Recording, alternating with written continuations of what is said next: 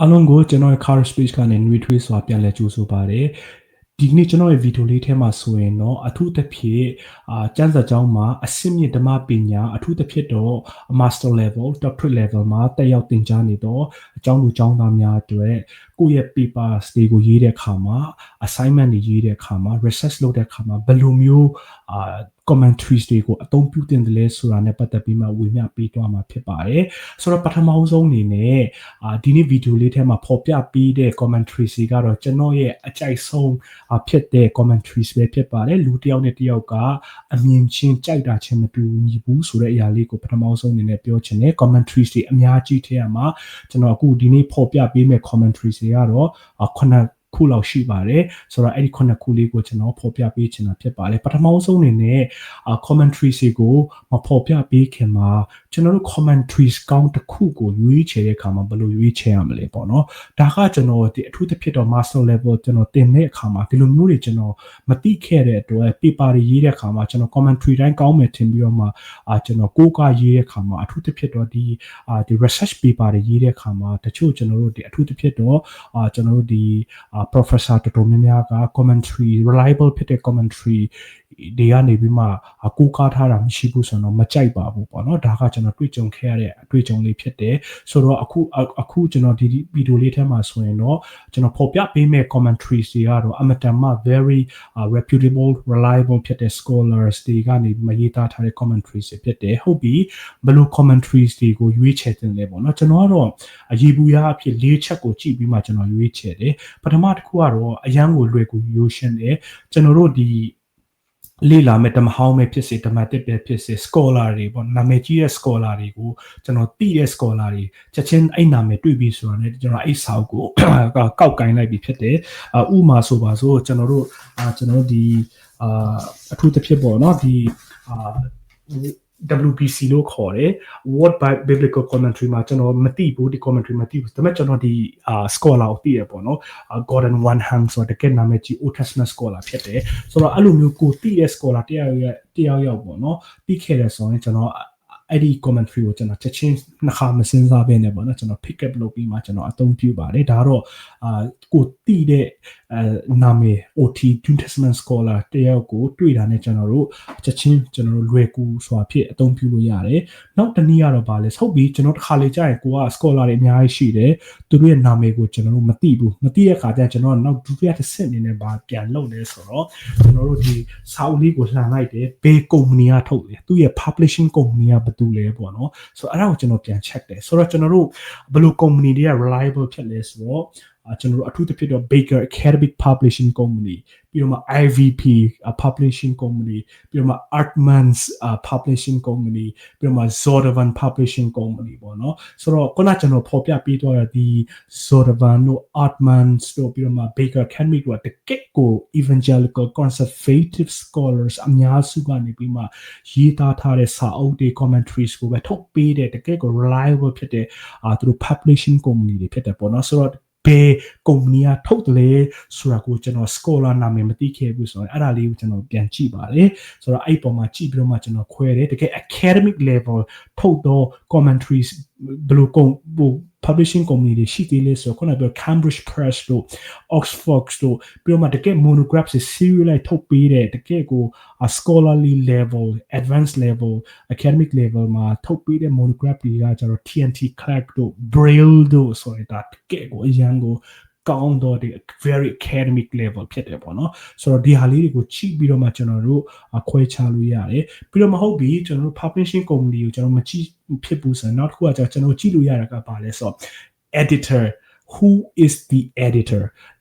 ဘယ်လိုလဲပေါ့နော်ဆိုတော့ editor လည်းအရင်ရေးကြည့်တယ်တခါလေကျကျွန်တော်တို့စာအုပ်ကိုဘယ်သူကရေးလဲကျွန်တော်တို့မသိချင်မှသိမယ်ဒါပေမဲ့ editor ကြည့်လိုက်ရင်ဒီ editor လက်အောက်မှာဒီစာရေးဆရာတွေကရေးရတာဖြစ်တဲ့အတွက် editors ဘယ်သူလဲခုနပြောတဲ့တကယ်ကို reputable editor scholars ဖြစ်တယ်လားအဲ့ဒါနဲ့လည်းကျွန်တော်ပြန်ခွဲလို့ရတယ်နောက်ဆုံးတစ်ချက်ကတော့ပါလဲဆိုတော့ serial လိုက်ပေါ့နော်ဆိုတော့ဒီခုနကျွန်တော်ဒီမှာပြောမဲ့ဒီနေ့ပြောမဲ့ commentary ထဲတစ်ခုကတော့ဗာလဲဆိုတော့ WBC တော့ကျွန်တော်အားလုံးသိတယ် World Biblical Commentary ပေါ့နော်ဒီအထူး Biblical Study မှာဆိုတော့ WBC series ဆိုတာတကယ်ကိုတော်တော်များများသိကြတယ်ပေါ့နော်အဲ့လိုမျိုး series လိုက် WBC series လာဒါမှမဟုတ် Yale sorry the Anchor Bible commentary series လာတော့ Baker လာတော့အစရှိတဲ့ဖြစ်ပေါ့နော်ကျွန်တော်တို့ series like ကိုကျွန်တော်တို့တည်တယ်ဆိုရင်ကျွန်တော်တို့ဒီရွေးချယ်လို့ရတယ်ပေါ့နော်ကျွန်တော်တို့ဒီခုနအချက်၄ချက်ကိုအခြေခံပြီးတော့မှ commentary တွေကိုကျွန်တော်ရွေးချယ်လေးရှိပါတယ်ဆိုတော့အခုမှာတော့ကျွန်တော်အကြိုက်ဆုံး commentary ခုနခုတကယ်ကို advanced level scholarly level doctorate level master level မှာအသုံးပြုတင်တဲ့ကျွန်တော် recommendation page နဲ့ commentary ကိုကျွန်တော်ဖော်ပြပေးမယ်နံပါတ်1ကတော့ကျွန်တော်အကြိုက်ဆုံးပေါ့နော်နံပါတ်1နည်းနည်းနှစ်ကနည်းနည်းမကြိုက်ဘူး3ကတော့နည်းနည်းလေးငါတဖြည်းဖြည်းမကြိုက်ဆုံးဟာတွေနောက်မှလာမယ်ပေါ့နော်ဒါပေမဲ့အကုန်လုံးတော့ကောင်းပါတယ်ဒါပေမဲ့ကျွန်တော်ကိုယ့်ရဲ့ favorite ပေါ့နော်ကျွန်တော်အကြိုက်ဆုံး series ကတော့ကျွန်တော်ဒီ South ထဲမှာတော့မရှိဘူးဒါပေမဲ့ကျွန်တော် library မှာတော့ရှိတယ်အဲ့ဒါကဘာလဲဆိုတော့ New International Great Testament Commentary so ကျွန်တော်တို့အထူးသဖြင့်တော့ဘယ်လိုခေါ်လဲဆို NIGTC series ပေါ့နော် NIGTC series ဆိုတော့အဲ့ဒီ commentary ကကျွန်တော် the most favorite ဖြစ်တယ်ကျွန်တော်တို့တကယ်သူကနည်းနည်းဟို update ဖြစ်တယ် scholarly discussions တွေ issues တွေကိုတကယ် up to date ထွက်တာလဲအများစုအဖြစ်တော့ဒီ2010နောက်ပိုင်းထွက်တဲ့ commentary တွေများတာဖြစ်တဲ့အတွက်အဲ့ဒါတော့ကျွန်တော်တကယ်ကိုတော်တော်လေးကိုကျွန်တော်အနှစ်သက်ဆုံးဖြစ်တယ်ပြီးတော့မှတကယ်ကို highly ကျွန်တော်တို့reputable scholar တွေကနေပြီး contribute အဲ့ series ထဲမှာကျွန်တော်တို့ရေးထားတယ်ဆိုတော့အဲ့ဒီ commentary ကတော့ကျွန်တော်ရဲ့တကယ်ကျွန်တော် research လုပ်တဲ့အခါမှာအထူးသဖြင့် exegesis လုပ်တဲ့အခါမှာတော့ကျွန်တော်အဲ့ဒီ commentary ကိုကျွန်တော်အရင်ဦးဆုံးပေါ့နော်ကျွန်တော်တွားကြည့်တယ်အဲ့ commentary ရဲ့အားသက်ချက်ကတော့ background တွေပါတယ်အထူးသဖြင့်တော့ linguistic ပိုင်းမှာအားသန်တယ် historical literary structures အစသဖြင့်ပေါ့နော်ဒီ text ကိုအမျိုးမျိုးဝေဖန်ပိုင်းခြားတဲ့ scholarly debate တွေကို discuss လုပ်ထားတဲ့စသဖြင့်ပေါ့တော်တော်လေးကိုစုံတယ်ဒါကျွန်တော်ရဲ့ my favorite commentary is New International Greek Testament Commentary Greek text ကိုအခြေခံပြီးတော့မှအနက်ဖွင့်ထားတဲ့commentary ဖြစ်တယ်နောက်တစ်ခုကတော့ textual criticism textual issues တွေ manuscript တွေဘာလို့ကွဲလဲစသဖြင့်ပေါ့နော်အဲ့ဒါတွေကိုအသေးစိတ်ဆွေးနွေးပေးထားတဲ့ commentary တစ်ခုဖြစ်တယ် very very highly recommend လုပ်ပါတယ်နောက်ကတော့ဒုတိယကျွန်တော်my second most favorite commentary is ခုနကျွန်တော်ပြောပြထားတဲ့ WBC series က What Biblical Commentary ပဲဖြစ်ပါတယ်ဆိုတော့ကျွန်တော်ဒီမှာနောက်မှာဆိုရင်ကျွန်တော်တော်တော်လေးအများကြီးရှိတယ်ကျွန်တော်တို့ဒီ copies တွေလည်းကျွန်တော်အများကြီးစုထားတာဖြစ်တယ်ဒါကတော့ကျွန်တော်ဒုတိယအကြိုက်ဆုံးဖြစ်တယ်အမှန်တော့ကျွန်တော် NIGTC ကိုမသိခင်တော့ဒါတော့ကျွန်တော်ရဲ့အရေးကျွန်တော်ဒီ master level မှာတော့ဒီဟာတော့ကျွန်တော်အသုံးများခဲ့တဲ့အရာဖြစ်တယ်ပေါ့နော်အထူးသဖြင့်တော့ exegesis လုပ်တဲ့အခါမှာတကယ် Greek text တွေကိုเนาะကျွန်တော်တို့ machine ခင်မှာသူ့ရဲ့ background နဲ့ scholarly debate တွေအများကြီးအသေးစိတ် very technical ဖြစ်တယ် very academic ဖြစ်တယ်ဆိုတော့အရန်ကိုကောင်းမွန်တော့ commentary တွေဖြစ်တယ်ကျွန်တော်ဒီ commentary ကိုကျွန်တော်ဘာလို့ second နောက်ပို့ရတယ်လဲဆိုရရွေးချက်ကတော့နည်းနည်းလေးတချို့ commentary ကနည်းနည်းလေးဘယ်လိုပြောမလဲ up to date မဖြစ်ဘူးပေါ့အဲ့ဒါကြောင့်မို့သူတို့ပြန်လဲပြီးတော့မှတချို့စာအုပ်တွေဆိုတော့သူတို့ New Testament ဆိုရင် revise ပြန်လုပ်နေတယ်ဆိုတော့ revise လုပ်တဲ့ commentary တော့ပို့ပြီးမှ up to date ဖြစ်တယ်တချို့အရာတွေကနည်းနည်းလေးနောက်ကျနေပေါ့လွန်ခဲ့တော့နှစ်15နှစ်20လောက်ကထုတ်ထားတဲ့ commentary တွေဖြစ်တဲ့အတွက်ပေါ့နော်တော်တော်လေးကိုတော့ကျွန်တော်တို့ဒါဆိုရင်ကျွန်တော်တို့ဒီမှာဆိုရင်ကျွန်တော်ဒီ commentary က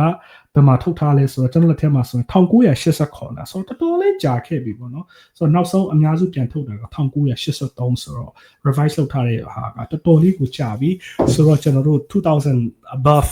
မှာဆိုရင်တော့နည်းနည်းလေး up to date မဖြစ်တော့ဒါပေမဲ့ရန်ကိုကောင်းသော commentary ဖြစ်တယ်နောက်ခုကျွန်တော်သိမကြိုက်တာကစာသူ့ရဲ့ form ကကျွန်တော်သိမကြိုက်ဘူးပေါ့နော် form ကစာဖားတာမျက်လုံးတော်တော်လေးကိုစူးစိုက်တာမလွယ်ဘူးပေါ့နော်သူ formal structure မကောင်းလို့ပြောရမယ်ဆိုတော့အဲ့ဒါကြောင့်မို့ကျွန်တော်တို့ဒုတိယထဲမှာကျွန်တော် list ထဲမှာထည့်ထားခြင်းဖြစ်ပါတယ်လို့တတိယကျွန်တော်ကြိုက်တဲ့ commentary series ကတော့ပါလဲဆိုတော့ Baker Exegetical Commentary on the New Testament ဆိုတော့အတူကောင်းအနေနဲ့ BECNT series ဖြစ်တယ်အဲ့ဒါလည်းတော်တော်လေးကိုကျွန်တော်တို့ exegesis ကို detail လုပ်ထားတယ်ပြီးတော့မှ Greek text နဲ့အများနဲ့ interact လုပ်ထားတယ်ပြီးတော့မှအထူးသဖြင့်တော့ဘယ်ဟာတွေကိုဦးစားပေးလဲဆိုတော့တကယ် critical problems debate issues တွေကိုဦးစားပေးထားတယ်ဒီကတော့ခုန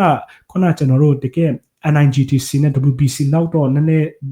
technical စကားလုံးတွေတိတ်မပေါ့ကျွန်တော်တို့ semi technical ပေါ့နော်နည်းနည်းတဝက်ပေါ့ နည်းနည်းလေးရော့တယ်အင်္ဂလိပ်လိုရှင်းတယ်နားလည်လွယ်တယ်ပြီးတော့မှတကယ် theological issues တွေ theological ကျွန်တော်တို့ message တွေကျမ်းပိုင်ဆိုလိုခြင်းတွေကိုကျွန်တော်တို့သူ့ရဲ့ conclusion idea လေးတွေကျွန်တော်သဘောကျတယ်ဆိုတော့ဒီဟာလေးလည်းကျွန်တော်တို့အသုံးပြုတဲ့နေပြောမှသူ့ရဲ့ method တာပါလဲဆိုတော့အတိအကျ grammar ဦးစားပေးတယ် historical literary and theological သူ့ရဲ့ method ပေါ့နော်ဆိုတော့ commentary တွေတစ်ခုနဲ့တစ်ခုကကျွန်တော်ဦးစားပေးတဲ့သုံးတဲ့အသုံးပြုသော method တွေသူရဲ့ emphasize လုပ်တဲ့ဟာတွေမတူဘူးပေါ့နော်ဒီ commentary မှာတော့အထူးသဖြင့်တော့သူက grammar ဘိုင်းဆိုင်ရာတွေသမိုင်းဆိုင်ရာချက်လက်တွေပြီးတော့မှဒီကျမ်းစာရဲ့တိဆောက်ပုံတွေပေါ့နော်ပြီးသူ့ရဲ့ theological message နဲ့ပတ်သက်ပြီးတော့မှအထူးဦးစားပေးတာဖြစ်ပါတယ်နောက်နံပါတ်4မှာနံပါတ်4မှာကျွန်တော်ထည့်ထားတဲ့ commentary series တော့အတူချုပ်ဆိုရင်တော့ ICC ပေါ့နော် International Critical Commentary ပေါ့ဆိုတော့ဘယ်ကနေထုတ်ထားလဲဆိုတော့ TNT Clark ကျွန်တော်ပြောတဲ့တကယ် highly academic ကို publish လုပ်တဲ့ TNT Clark ပေါ့နော်ဆိုတော့အဲ့ဒီ publishing company ကနေထုတ်ထားတဲ့ ITT ပေါ့နော်ဆိုတော့အဲ့ဒါလည်းတော်တော်လေးကောင်းတယ်သူကလည်းခုနပြောလိုမျိုးဒီ language linguistic ဘိုင်းဆိုင်ရာတွေပြီးတော့မှ textual ဘိုင်းဆိုင်ရာဒီ commentary နောက်ထပ်ထူးခြားတဲ့ချက်ကတော့ it's not just simply theological explanation but it also deep dive into the archaeological evidence archaeology နဲ့ပတ်သက်ပြီးတော့မှရှာဖွေတွေ့ရှိချက်တွေနဲ့ဒီ text ကိုဘယ်လိုမျိုးsupport ပေးတယ်လေပေါ့နော်ဆိုတော့အဲ့ဒါလေးတွေလည်းတော်တော်လေးကောင်းတယ်ကျွန်တော်ကတော့တော်တော်လေးသဘောကျတယ်ဆိုတော့ဒီ Greek text ကိုလည်း detail analysis လုပ်ထားတယ်ဆိုတော့ ICC လည်းတကယ်ကိုကျွန်တော်တို့အသုံးပြုတဲ့ commentary တစ်ခုဖြစ်တယ်ဆိုတာကိုကျွန်တော်အနေနဲ့ဖော်ပြပေးချင်တယ်ပြီးတော့မှနံပါတ်5ကျွန်တော် recommend လုပ်ပေးချင်တော့ commentary ကတော့ဗာလဲဆိုတော့New International Commentary on the New Testament ဒါကတော့ဘယ်လိုပြောမလဲ Old Testament လည်းရှိတယ်ပေါ့နော် New International Commentary on the Old Testament ဆိုအတူကောက်ဆိုတော့ NICNT ပြီးမှ NICOT ပေါ့နော်တော့ဓမ္မသစ်လည်းရှိတယ်ဓမ္မဟောင်းလည်းရှိတယ်ပေါ့နော်ဆိုတော့အဲ့ဒါလည်းကျွန်တော်တော်တော်လေးကို master level မှာကျွန်တော်တော်တော်လေးအသုံးပြုခဲ့တယ်ဒီဖက်ခင်မှာလည်း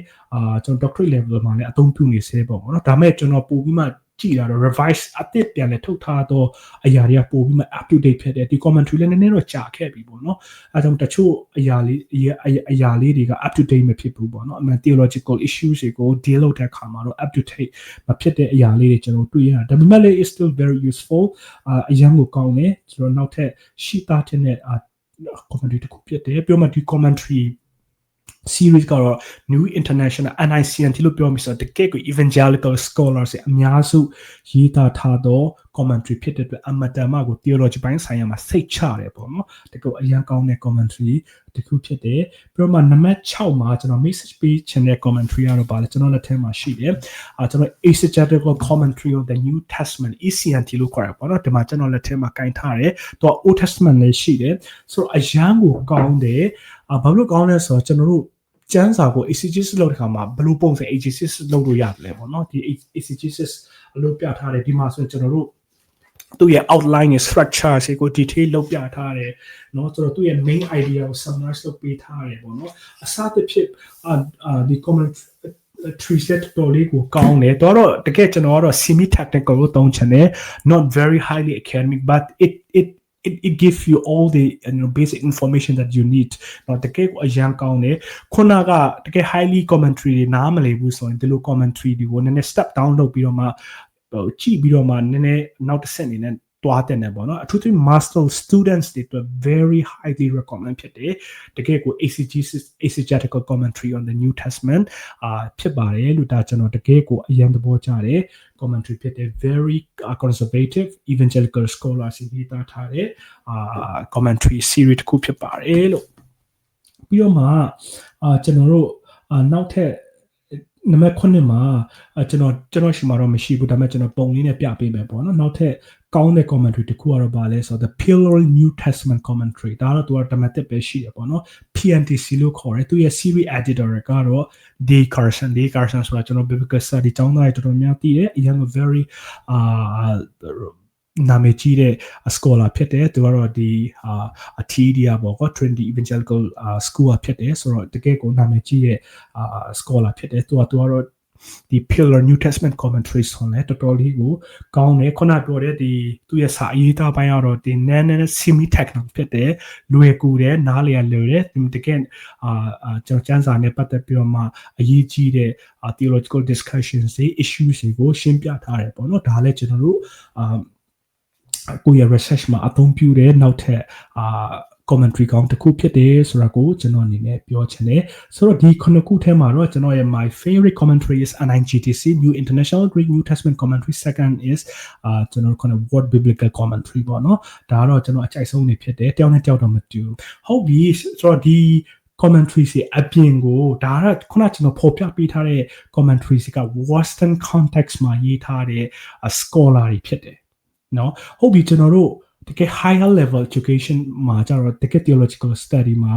ဟုတ်ပြီကျွန်တော်တို့ဒီ Asian context တခြား context ကလေ့လာချင်တယ်ကျွန်တော် Asia ကလာတဲ့အတွက်ပေါ့နော်ဒီ Asian context မှာကျွန်တော်လေ့လာချင်တယ်ဆိုရင်ကျွန်တော် recommend လုပ်ပေးချင်တဲ့ commentaries လည်းရှိတယ်အဲ့ဒါကတော့၄ခုကျွန်တော်မြင်တယ်တခြား commentary လည်းအများကြီးရှိပါတယ်ဒါပေမဲ့ကျွန်တော်အဲ့၄ခုကိုကျွန်တော် recommend ပြန်လုပ်ပေးချင်နံပါတ်1ကတော့ကျွန်တော်ပြီးခဲ့တဲ့ video မှာလည်း recommend လုပ်ထားတယ်ဒီ Lancome ကနေထုတ်ထားတဲ့ကျွန်တော် commentary series တစ်ခုဖြစ်တဲ့ A Pastoral and Contextual Commentary ကျွန်တော်တို့ for the whole Bible ဆိုတော့အထူးသဖြင့်တော့ကျွန်တော် Asian အသင်းတော်တွေမှာကြုံတွေ့ရတဲ့ contextual issues တွေကို deal လုပ်ထားတယ်အထူးသဖြင့်တမန်ကျမ်းစာကို Western context မှာက non-Western especially looking in the Bible through the Asian context is very useful ကျွန်တော်အရန်သဘောကျတယ်ဆိုတော့ဒီ commentary လည်းကျွန်တော် recommend လုပ်ချင်တယ် number 2 commentary အနေနဲ့ကကျွန်တော်ပါလဲဆိုတော့an Asian introduction to the New Testament ပေါ့နော်သူ့ကိုဘယ်သူက editor လုပ်ထားလဲဆိုတော့ Johnson Thomas Kuti ဆို Johnson ကကြတော့ကျွန်တော်တို့တကယ် Indian က New Testament scholar ဖြစ်တယ်ဆိုတော့ဒီမှာကျွန်တော်ပြပေးချင်တယ်ဒါကတော့ကျွန်တော် very highly recommend လုပ်တယ်ကျွန်တော်တို့ရနိုင်မယ်ဆိုရင်ကျွန်တော်တို့စမ်းစာကြောင်းတက်တဲ့လူတွေအကုန်လုံးဆောင်ထားတဲ့လို့ကျွန်တော်မြင်တယ်ဒါကဒီ commentary ပဲဖြစ်ပါတယ်ဆိုတော့ဒီ commentary ကတော့ကျွန်တော်တို့ introductory level ဆိုပေမဲ့ကျွန်တော်တစ်ခါလေကြာရင်ကျွန်တော်တို့တကယ်ကျွန်တော်တို့မမြင်နိုင်သော Asian context ကတမန်ကျမ်းစာကိုတချို့ issues တွေကို Asian context မှာကြုံနေရတဲ့ issues ကိုကျွန်တော်ဘယ်လိုအမြင်ရှိသလဲပေါ့နော်ဆိုတော့ဒီ commentary ထဲမှာကျွန်တော်အရန်ကို very ဂုံရတဲ့ကျွန်တော်မြန်မာပြည်ကနေပြီးမှ scholar အများပါပါတယ်အဲ့ဒါတွေကတော့ဗာလဲဆိုတော့ပထမတော့အားလုံးသိတဲ့အတိုင်းပဲဒေါက်တာနော်အေတာကေဖြစ်တဲ့ကျွန်တော်တို့ဒီ MIT ကျမ်းစာကျောင်းကအခုလက်ရှိအကြောင်းကြီးဖြစ်တယ်သူကတော့ဒီ Philippines နဲ့ပတ်သက်ပြီးမှ commentary ဒီဆောက်ထဲမှာ contribute လုပ်ထားတယ်နောက်ထပ်ကျွန်တော်တို့ဒီအမျိုးသမီး scholar ဖြစ်တဲ့ဒေါက်တာ Lion Sanja ပေါ့နော်သူကတော့Kachin Theological Seminary နဲ့မြေကြီးနားမှာပေါ့နော်ကျွန်တော်နာမည်မှားရင်လည်းခွင့်လွှတ်ပါလို့ကျွန်တော်တို့ကတော့ဆမဆန်ဂျာပေါ့နော်ဒေါက်တာဆန်ဂျာဖြစ်တယ်သူကကျတော့ခုနပြောတော့ဒီ first and second Peter's ကိုသူ contribute လုပ်ထားတယ် commentary ရေးထားတယ်နောက်ထပ်တစ်ယောက်ကတော့ကျွန်တော်တို့ personally မယဉ်ဘူးပေါ့နော်သူကတော့အခုလက်ရှိ Indian မှာနေတယ်ဒါပေမဲ့ကျွန်တော်မြန်မာပြည်ကနေပြီးမှIndian မှာ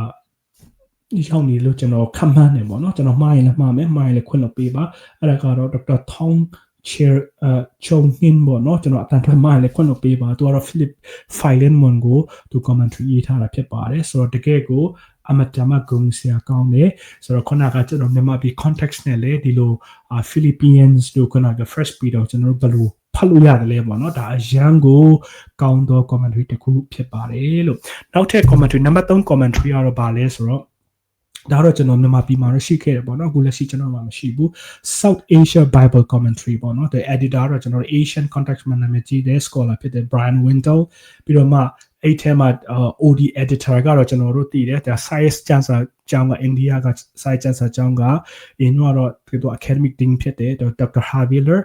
ကျွန်တော် Old Testament scholar ဖြစ်တယ်ပြီးတော့မှ New Testament မှာဆိုရင်เนาะကျွန်တော်သိတဲ့ Indian ကပဲ Jacob Cherian and Dr.